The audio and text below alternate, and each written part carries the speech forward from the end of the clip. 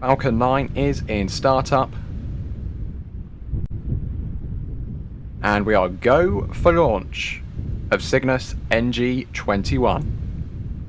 20-ish seconds to go now. Keep an eye at the base of the vehicle for the water deluge, the T-Teb, that green flash, the ignition, and then of course the liftoff in 15 seconds time. Here comes the deluge. You can see the water spraying in from the right and the left.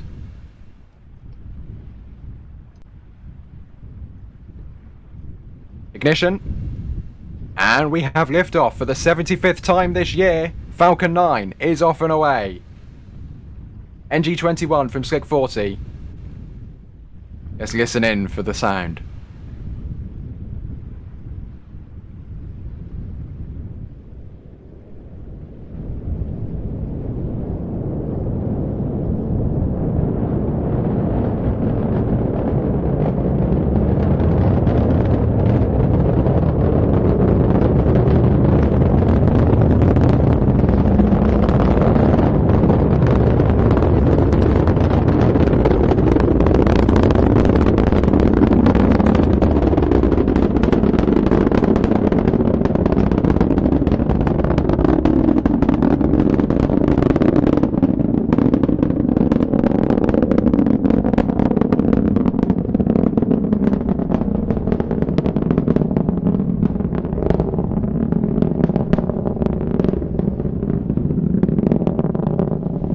Oh my goodness, we're over a minute into flight. That vapor cone was extraordinary. These weather conditions building up for a beautiful launch today. Wow. Just look at this. That stayed for quite a while and now passing max Q. Maximum aerodynamic pressure on the vehicle. Wow. That was an absolutely stunning vapor cone. That's the most stunning vapor cone I've ever seen. Same here. Same here. Oh wow, was all that was coming out of my mouth. Yeah, that was, and you can see the plume expansion now from, I believe this is looking on from Coco. Just a beautiful, beautiful view. The clouds getting in the way a little bit. But before that, it was beautiful.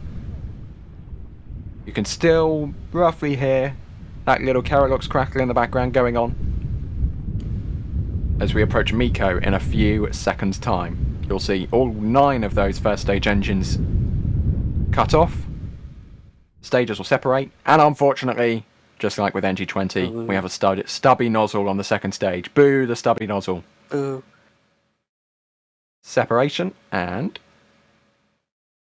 we have ignition of that stubby nozzle, and a beautiful shot there of B1080 falling away, doing a 180 flip, and we can see the engines ignite from the second stage view, and from the booster you can see the second stage in the background. That is an extraordinary shot. Absolutely incredible shot there. This known as the boost backburn, which is what's going to basically stop its forward momentum and help steer itself backwards towards Cape Canaveral Space Force Station to land. And you can see that beautiful vapor in the atmosphere following the launch there of the Falcon. The wind now blowing it a little bit, of course, but yeah, absolutely incredible. As that second stage Merlin vacuum stubby edition continues to burn, that'll keep burning for a few more minutes. And the boost back burn appears to have been completed. Yep, and now deploying the grid fins. Here they go.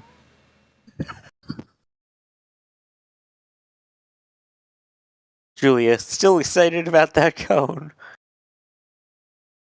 Forgot I wasn't muted, but yes, the very few of us who are here at the press site are excited about that.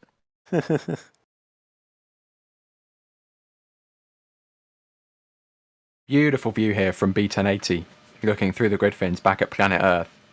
This is just this is kind of unexpected. The odds yesterday were 90% against this mission lifting off today, And yet we have gotten some stunning views from both stages so far, and from the ground of that gorgeous vapor cone. Just incredible. Absolutely incredible views. Yep, the first stage already passing its apogee, the highest point in its trajectory, and is now working its way back downwards. You'll see little puffs from the cold gas jet thrusters that are kind of helping to maneuver it in the part where the atmosphere is thinner. Once the atmosphere gets thicker, that's when you'll see those waffle-like structures, the grid fins there, start moving to help steer it towards LZ1. The entry burn begins 6 minutes and 15 seconds into flight. Sorry, 6 minutes and 17 seconds into flight. So we are 1 minute away from that entry burn beginning. The first stage orienting itself in that vertical position for that entry burn, fighting fire with fire, as we like to say, because that's what it's doing. Passing 100 kilometers in altitude very shortly. Still accelerating as it falls back to Earth. And that second stage still pushing Cygnus towards its parking orbit. And this will be this booster's second landing zone landing, or third landing zone landing, excuse me. Fourth. Math. I apologize. You sure it's not the fifth? Okay, here we go. 10 seconds from that Yeah. first stage entry burn starting up. Should be beginning any moment now. And there we go. We have one engine. That center Merlion is ignited.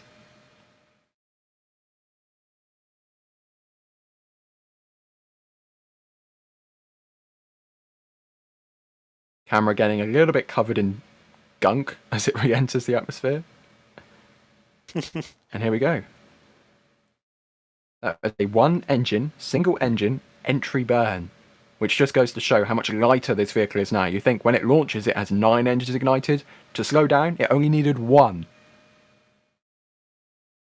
And you can see the cape there in the background from B1080 as it starts to dogleg over.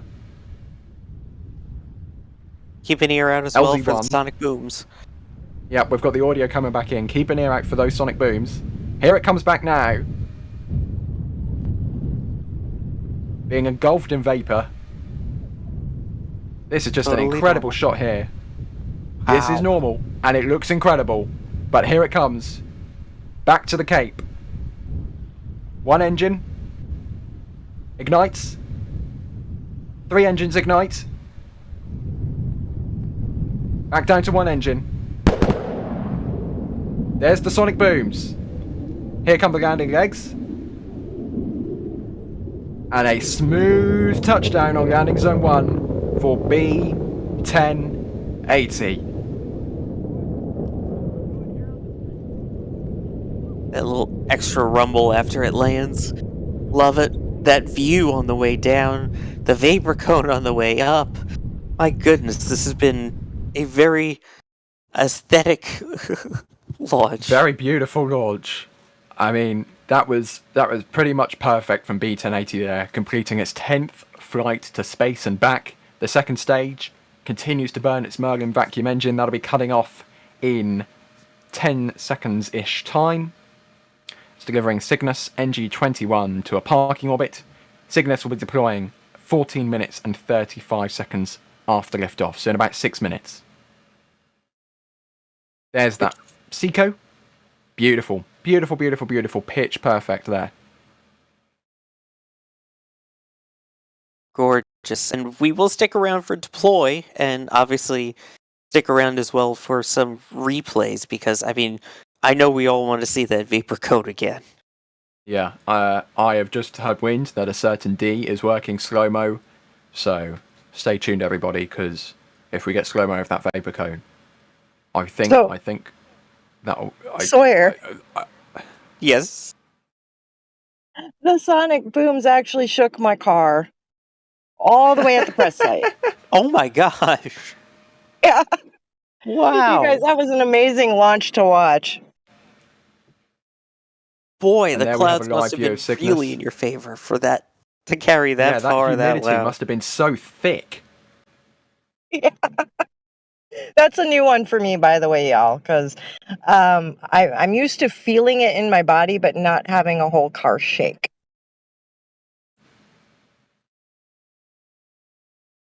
I just hope everybody in the area was aware that a launch was taking place and was not startled. I mean, if Julia was startled, I'm pretty sure anybody would have been startled. But And you can kind of notice in the camera feeds when the sonic booms come on anybody's camera, you'll notice a Yeah. little jolt. Like it'll everybody shake up and jumps. down a little bit. You may see it on launch streams. I know whenever I have it, I do. It's like, I know it's coming. I know about when it should be happening. And even still, you can look at my photos and it'll be centered, centered, centered, rocket way off frame, centered. And you can tell where the sonic boom was. Yeah, and you can see on the right, Space Launch Complex 40 is empty. That's because Falcon 9's just launched from that pad. That strongback I believe it should be raising relatively soon to kind of reset to the to the launch position, and then SpaceX will do the work they need to do in order to lay it back down and get it into the hangar to prepare for the next launch from Space Launch Complex 40, which is coming up, as you probably would expect, relatively soon on the 7th, on Wednesday. Yep, Starlink 8-3.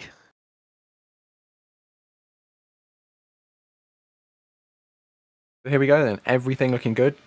NASA SpaceX confirms a nominal orbital insertion. We've got about 3 minutes left in this short coast phase. For this mission profile, Falcon 9 delivers Cygnus to a parking orbit in Leo. Cygnus then separates and then will use its own propulsion, onboard propulsion, to deliver itself to the International Space Station. As it plays a bit of a catch-up game, because right now, Falcon 9 Stage 2 and Cygnus and the ISS are both roughly over Newfoundland in Canada. So Cygnus will work to catch up to the International Space Station over the next little while. Sawyer, do we have any details about when that berthing is supposed to take place for Cygnus? Because it doesn't dock autonomously, it is captured by the Canada arm on the station. Do we know when that's meant to take place? Right, that's a big distinction from, say, Cargo Dragon, is those are automated docking. This is grappled and then attached using the Canadarm, and that is scheduled to occur on the morning of the 5th, was the last that I saw from NASA. So, figure early morning tomorrow. So probably about, I don't know, 16, 18 hours time, maybe? Yeah. Rough mathematics. Once it deploys, NASA tends to put out the official targeted planned docking time.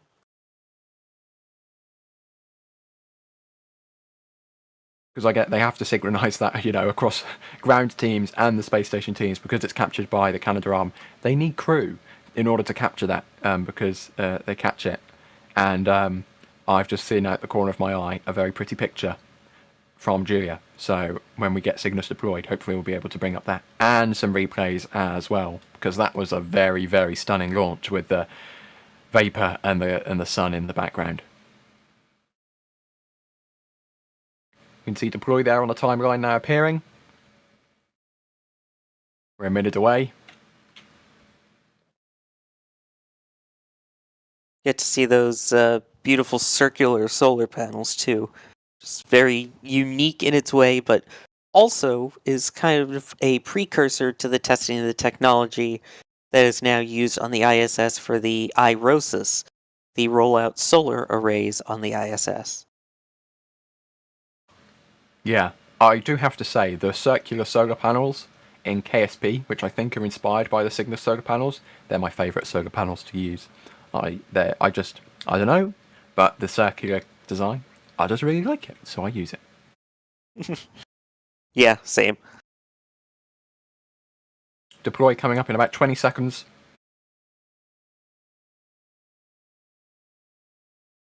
And you'll see there's a service maybe I was a module bit in the back. Oh, sorry.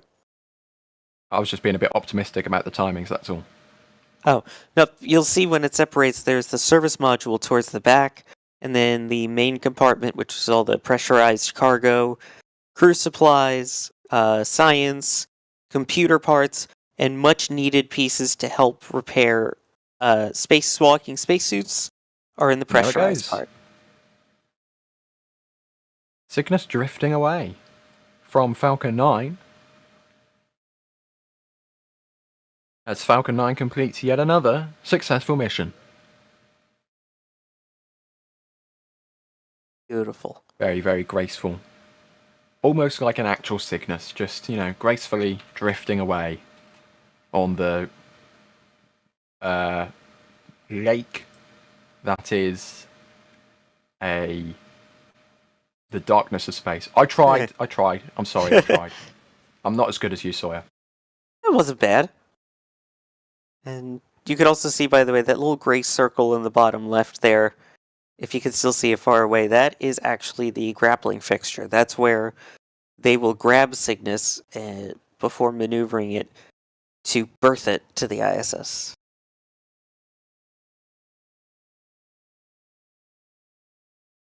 Unfortunately, it appears as if the second stage of Falcon 9 is rotating to the right from this camera's perspective, so Cygnus is going to leave frame very shortly, but there we go. It looks like NASA has Bill Spetch on the phone. Bill cannot come to the phone right now, but if you leave a message after the tone. There we go. And it looks like there could be some more grey clouds in the background, so maybe SpaceX did actually manage to find a literal gap in the clouds there from Slick 40. During the launch, we got a little bit of support, first of all from Robert. Thank you very much. I think this is Krona, super chat, saying helium pressurization may be simpler and cheaper, no sensor / valve control loop needed, just a regulator, and therefore more desirable for Falcon. That's another good point. Thank you very much for doing a super chat, so we bring it up. And Wilbo, thank you very much for gifting a Red Team membership as well. You've already done a couple of things today, so thank you very much. It's greatly appreciated, as always. And to everybody who tuned in for the actual launch itself, thank you very much for joining us, because if not, we'd be talking to nobody. But replays. And we've still got replay. Don't go anywhere. I wasn't wrapping up. We've got replays to come, so stick around. Because I want to make sure. I want to see that. I want to see that vapor going too, Sawyer. Don't you worry. Yeah.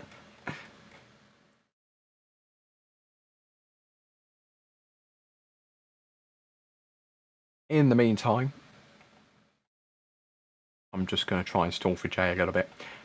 So I'm going to do a thing in chat that everybody loves to do, apart from the chat moderators. I'm just going to ask everybody where they're watching from. I want to see if there's anybody actually at the Space Coast to watch and feel those sonic booms. And where everybody else is just watching from for fun. So I'm seeing Germany, the Netherlands, Mars, I'm sorry, I don't believe you, Ireland, Denmark. I'm seeing a lot of Europe. Oh, we've got some New Zealand and Australia in there as well. And now the Americans have shown up. We've got a lot of Americans watching as well. We're out in force. Still seeing a lot of Europe though, Sawyer. Just saying. I've never been to Europe and very much want to. But as long as you go to the right part. Seen a lot more USA. Got some more Australia. Boca Chica. Okay. You've got another launch coming up in a few weeks. Oh, we've got Leroy who's at the Cape. Got some more Europe. 9 Central says about 5 miles away. Let's look through here. Got some more people in the States. Some people in Thailand and Myanmar. Wow. That's a ways out. South Africa, Indonesia. Got some US still. Got a lot of Asia as well. Very fascinating. Seen a lot of local Florida too. Yeah. It's great to see people, you're in person, you're watching the launch, and then you tune into us afterwards. That's the thing I do enjoy about our streams, is that we try and keep them we put the YouTube settings to the lowest latency possible, so it's still going to be, you know, like 2, 3, 4 seconds delayed. But hopefully, if it means if you're watching in person, you can have us, you know, on your phone in the background to keep your